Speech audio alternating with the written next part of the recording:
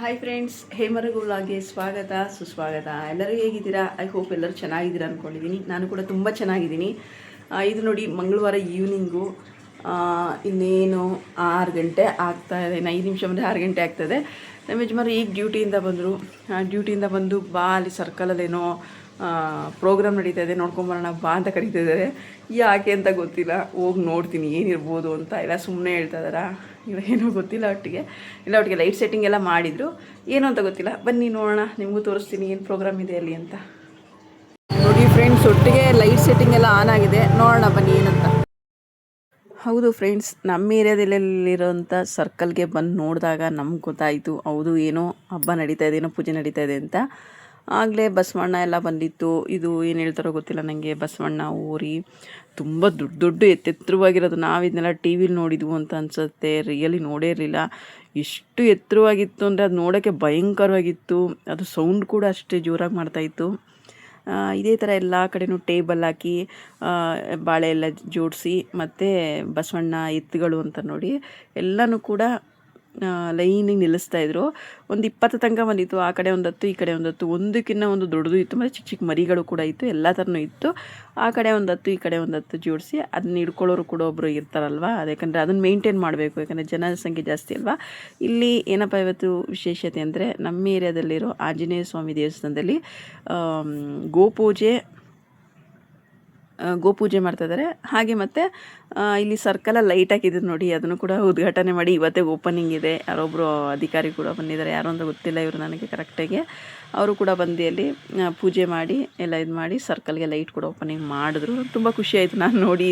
ನಾನು ಅಲ್ಲೇ ಇದ್ನಲ್ಲ, ನಂಗೆ ಒಂಥರ ಏನೋ ಖುಷಿಯಾಯಿತು. ಅದಾದಮೇಲೆ ಇವತ್ತು ಆಂಜನೇಯನ ಸ್ವಾಮಿ ಗುಡಿಲಿ ಅಖಂಡ ಜ್ಯೋತಿ ದೀಪೋತ್ಸವ ಐತೆ. ಯಾಕಂದರೆ ಕಾರ್ತಿಕ್ ಮಾಸ ಅಲ್ವಾ, ಇವಾಗ ಎಲ್ಲ ಕಡೆಯೂ ಅಷ್ಟೇ ದೀಪೋತ್ಸವ ತುಂಬ ಚೆನ್ನಾಗಿ ನಡೆಯುತ್ತೆ.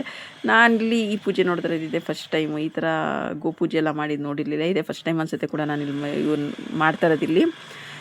ಹೇಗಿತ್ತು ನೋಡಿ, ಹೆಂಗಿದೆ ಅಂದರೆ ಬಸವಣ್ಣಗಳು ನೋಡ್ತಿದ್ರೆ ಭಯಂಕರವಾಗಿದೆ. ಮತ್ತು ಆಂಜನೇಯಂದು ಇದು ವಿಗ್ರಹಗಳು ಕೂಡ. ಮತ್ತು ಇದಕ್ಕೆ ಬಂದು ಅಲ್ಲೆಲ್ಲ ಆಶೀರ್ವಾದ ಮಾಡಿ, ಗೋಗೆ ಕಾಲು ಪಾದ ತೊಳೆದು ಅರ್ಶಿನ ಕುಂಕುಮ ಇಟ್ಟು ಹೂವು ಹಾರಗಳಾಕಿ, ಮತ್ತು ವಸ್ತ್ರ ಕೂಡ ಧರಿಸಿ ಅಪ್ಪನಿಗೆ ಬಸವಣ್ಣನಿಗೆ ಪೂಜೆ ಮಾಡಿ, ಮತ್ತು ಅಕ್ಕಿ ಬೆಲ್ಲೆಲ್ಲ ಕೊಟ್ಟು, ಮತ್ತು ಆಂಜನೇಯನ ಗುಡಿಯಿಂದ ಆಂಜನೇಯ ಉತ್ಸವ ಮೂರ್ತಿ ಬಂದು ಎಲ್ಲ ಉತ್ಸವ ನಡೆದು ತುಂಬ ಅದ್ದೂರಿಯಾಗಿ ತುಂಬ ಚೆನ್ನಾಗಿ ಮಾಡಿದ್ರು ಅಂತಲೇ ಹೇಳ್ಬೋದು. ನೋಡಿ, ನನಗೆ ಕೂಗ್ತಾ ಇದ್ದಾರಲ್ಲ ಒಬ್ಬರು ಇರ್ತಾರಲ್ವ, ಅವರು ಮೇನ್ ಇರೋರು, ಅವ್ರು ಕೂಗ್ತಾ ಇದ್ದಾರೆ, ಬನ್ನಿ ಮೇಡಮ್ ನೀವು ಬನ್ನಿ, ಯಾಕೆ ಅಲ್ಲೇ ಇದ್ದೀರಾ ನೀವು ಬನ್ನಿ ಅಂತ. ನಾನು ಹೇಳಿದೆ ನನಗೆ ಭಯ ಸರ್ ಬಸವಣ್ಣ ಅಂದ್ಕೊಂಡ್ರೆ. ಯಾಕಂದರೆ ನಾವು ಹೋದಾಗ ಜನ ಯಾರೂ ಇರಲಿಲ್ಲ, ಸ್ಟಾರ್ಟಿಂಗೇ ಹೋದ್ವಲ್ವ. ನಾವು ಹೊರಗಡೆ ನಿಂತ್ಕೊಂಡು ವೀಡಿಯೋ ಎಲ್ಲ ಮಾಡ್ಕೊಳ್ಳೋದು ನೋಡ್ಬಿಟ್ಟು, ಬನ್ನಿ ಒಳಗಡೆ ನೀವು ಇದನ್ನೆಲ್ಲ ಮಾಡ್ಬೋದು, ನಿಮಗೂ ಅವಕಾಶ ಇದೆ ಬನ್ನಿ ಅಂತ ಹೇಳಿದ್ರು. ಇಲ್ಲ ಸರ್, ನಂಗೆ ಬರೋಕ್ಕೆ ತುಂಬ ಇಷ್ಟ, ಬಟ್ ಆದರೆ ನನಗೆ ಭಯ ಆಗುತ್ತೆ ಅಂತ. ನಾನು ಅದ್ರೊಳಗಡೆ ಹೋದರೆ ಸಾಕು, ನಮ್ಮ ಯಜಮಾನರು ಬಾ ಹೊರಗೆ ನೀನು ಎದ್ರುಕೊಂತೀಯ, ಬಾ ಹೊರಗೆ ನೀನು ಅಂತ ಹಿಂಸೆ ಮಾಡ್ತಾರೆ ಇದ್ದಿದ್ರು. ಯಾಕಂದರೆ ಅವ್ರಿಗೆ ಗೊತ್ತು ನನಗೆ ಹಸುಗಳು ಬಸವಣ್ಣಗಳು ನೋಡಿದ್ರೆ ಸ್ವಲ್ಪ ಭಯ ಆಗುತ್ತೆ, ಹಾಗಾಗಿ ಬಾ ಅಂತ ಕರೀತಾಯಿದ್ರು.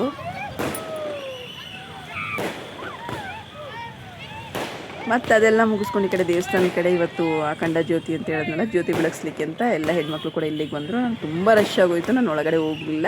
ಸ್ವಲ್ಪ ಜನ ರಶ್ ಕಡಿಮೆ ಆದಮೇಲೆ ನಾನು ಕೂಡ ಒಳಗಡೆ ಹೋಗಿ ದೀಪಗಳೆಲ್ಲ ಹಚ್ಚಿ ತುಂಬ ಚೆನ್ನಾಗಿ ಅಲಂಕಾರ ಮಾಡಿದರು. ಇನ್ನೂ ವೀಡಿಯೋ ಇದೆ, ಪೂರ್ತಿ ನೋಡಿ, ತುಂಬ ಚೆನ್ನಾಗಿದೆ ಅಂತಲೇ ಹೇಳ್ತೀನಿ.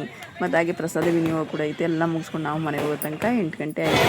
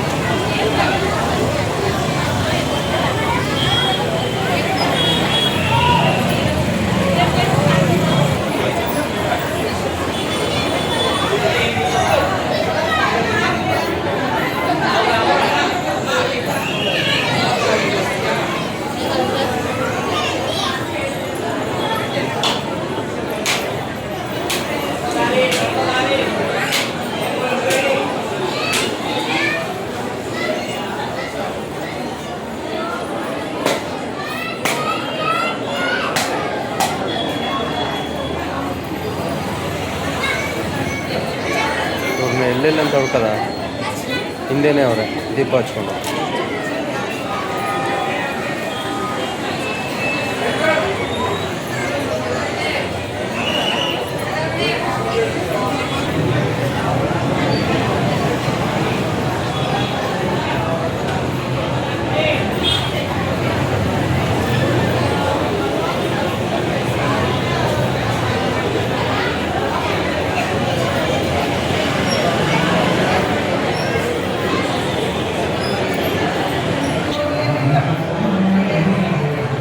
ಹಾಂ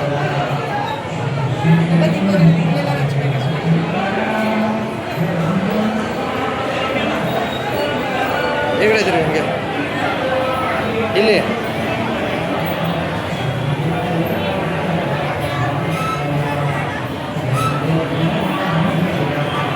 ಈ ಕಡೆ